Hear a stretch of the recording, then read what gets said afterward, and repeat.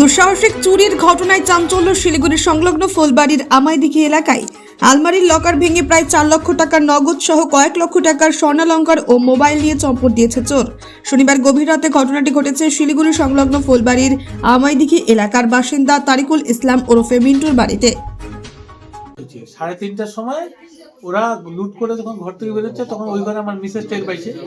ও যখন চিল্লাচ্ছে তখন ওরা বের হয়ে যাচ্ছে, আর আমাকে ঘর থেকে বের হওয়ার মতো পরিস্থিতি ছিল না। আমার ঘরের গেটটা ওরা বাইরে দিয়ে বন্ধ করে দিয়েছে, দিয়ে ওই থেকে ওরা বেরিয়ে গেল।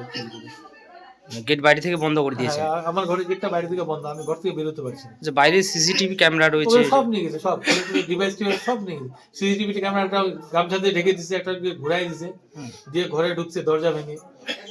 আচ্ছা, আমার এখান থেকে 2,75,000 টাকার মতো আমার এখান থেকে গেছে ক্যাশ। হ্যাঁ, ক্যাশ। 5-6 ভরি সোনা নিয়ে গেছে। আর ওই ঘর থেকে মিসেসের কাছে 70,000 টাকার মতো ছিল, ওগুলোও নিয়ে গেছে।